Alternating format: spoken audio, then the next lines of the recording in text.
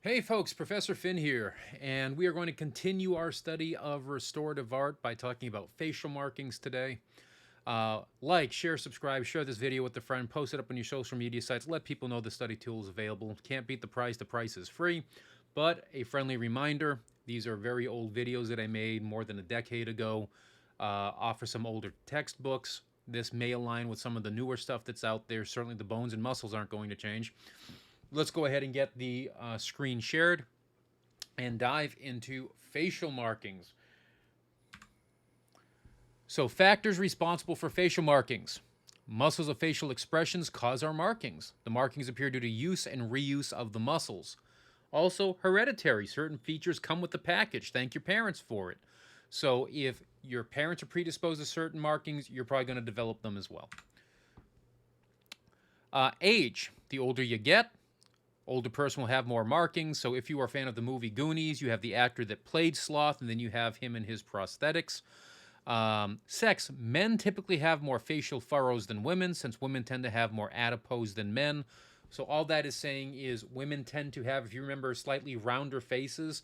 That's because fat builds up underneath the skin, whether it's an insulator or whatever. Men tend to not have as much. So without that fat, the facial markings occur quicker and they occur more prominently. Environment plays a factor in this. High humidity produces more wrinkles. It dehydrates. So if you are going to be in a very humid environment, you're going to want to make sure that you are using sunscreen, because that's typically associated with tropical environments, and also make sure you are moisturizing. Occupational intense heat means more dehydration and quicker markings.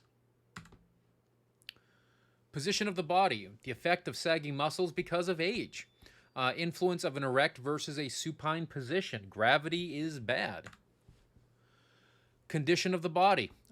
If you are emaciated and have dehydration, those markings are going to be a lot more prominent. If you are corpulent, you will have a lot less facial markings because the fat is stretching the skin. It's also why when you have rapid weight loss, well, the facial markings pop in. You have pathological conditions, so disease can cause them. And once again, rapid weight loss can cause markings as well. Trauma, atrophy can also make your life a little bit miserable. They are listed as conditions of the body for facial markings. I would simply tell you that I'm not viewing that as much as a facial marking as it's just trauma. Atrophy would be something a little bit different. Obviously, if you have facial markings of the face, things like the breakdown of your alveolar processes, your teeth will create things going on in your lips as a result of the atrophy. But I do think that trauma should be trauma, but what do I know? I didn't write the book. So physiognomical classifications. These are important. When people are talking with the terms, you have to know what the terms mean. Furrows, wrinkles, sulcus. It is a crevice in the skin accompanied by an adjacent elevation. That's it. Don't overthink it. A crevice in the skin accompanied by an adjacent elevation is a furrow or a wrinkle or a sulcus. Done. Grooves. An elongated depression in a relatively level plane or surface. A fold or an eminence. An elevated prominence adjoining a surface. So we talked about a nasolabial fold. Whoops. The nasolabial fold is right there. An elongated prominence adjoining a surface.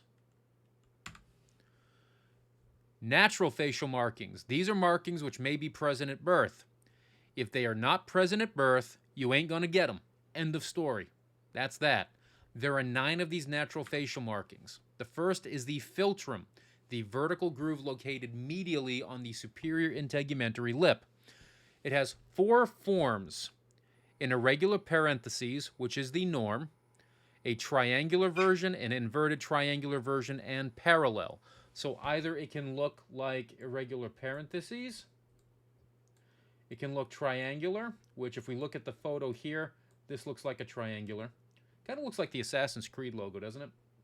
You have the inverted triangular, which would be, whoops, messed that up right quick.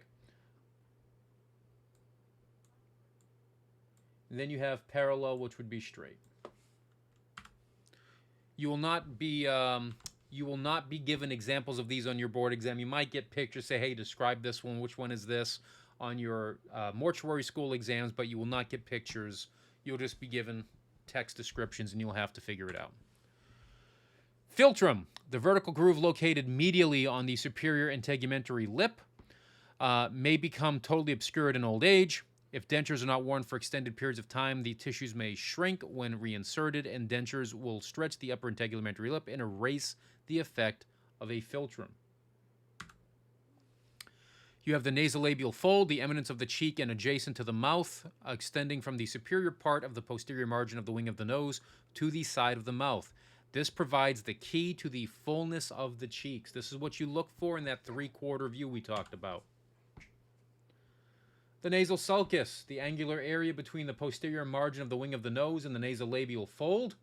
One of the few naturally shaded areas of the human face that is so important. The nasal sulcus, the angular area between the posterior margin of the wing of the nose and the nasolabial fold. You have the oblique palpable sulcus, the shallow curving groove between the inner corner of the eyelids. A furrow which originates in a darkened area beneath the inner canthus of the eye, which extends laterally onto the side of the face. It is a conglomeration of capillary beds and then extends and branches down and out with old age.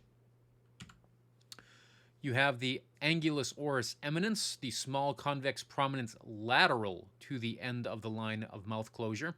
It terminates at the line of mouth closure, and it is ½ inch at its widest point.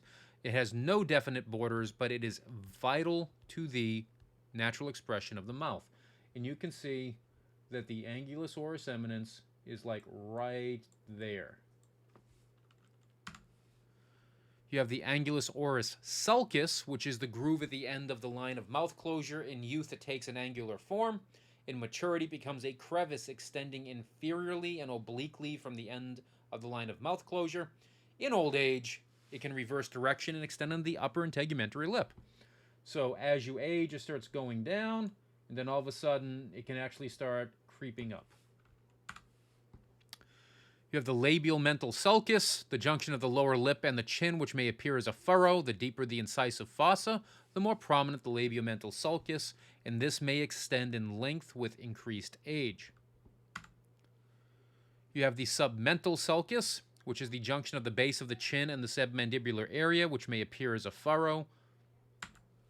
You have dimples, the shallow depressions located on the cheek or chin, which may appear as rounded or vertical in form. Take a breath.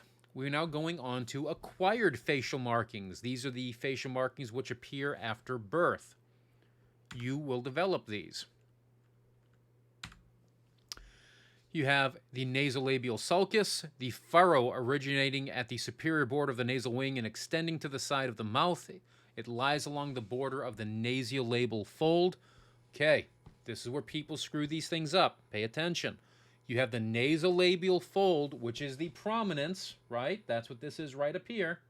And then you have the groove, the sulcus itself, which is basically what defines where the fold starts. You have transverse frontal sulci. We talked about those before in talking with the occipitofrontalis muscle. Acquired horizontal furrows of the forehead. There are variations in length, depth, and curvature and inclination. What are the forms? You have straight, medial dip, norm overlapping sections. You also have broken absent sections. You have the interciliary sulci, or frowning sulci, acquired furrows found between the eyebrows. They are vertically, extend from the root of the nose to the glabella. They can extend off, the horizontal ones come right across the root of the nose, and vertical and horizontal may occur simultaneously. Then you have bucofacial sulcus, the vertical furrow of the cheek. The short form originates just lateral to the nasolabial fold, and the long form appears centrally in the tissues of the cheek. You have the superior palpebral sulcus, the furrow located at the attached margin of the upper eyelid. You have the inferior palpebral sulci, which are the furrow located at the attached margin of the lower eyelid. They're usually shorter than the superior palpebral sulcus. Don't overthink this. Your upper eyelid is longer than your lower eyelid, so hence the markings would follow the line too. You have crow's feet or optic facial sulci, furrows which originate or radiate from the outer canthus of the eye onto the side of the face. These are the first acquired facial marking to appear. That is an important fact. That would definitely be something you'd want to put into your notes. You have labial sulci or smoker's lines, which are the vertical furrows of the lips extending from within the mucous membranes into the integumentary lip. So they have to start in the integumentary lip, in the mucous membranes, which is the pink portion here, and they extend upward like you see there. The labial sulci appear in the following order. The upper mucous membrane.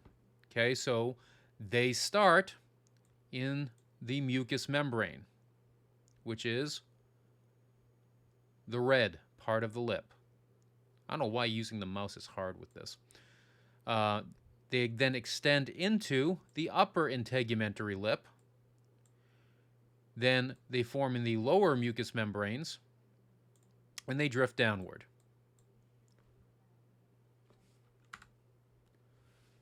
You have mandibular sulcus, which is the furrow beneath the mandible, which rises vertically on the cheek. There are two forms. You have single, or you have a serrated or multiple version.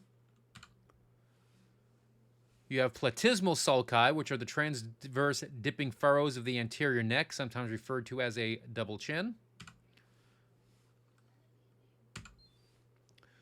You have the cords of the neck. Remember, we were talking about that in a previous chapter. The vertical, irregular, convex ridges of flesh extending from the base of the chin to the neck. What are the forms of the cords of the neck? You have singular, which is a narrow triangle, and also a shortened form which extends from the base of the chin to just short of the neck. The cords of the neck create the esophageal depression. You have some unclassified facial markings. These exist but are not listed as natural or acquired. They are what they are.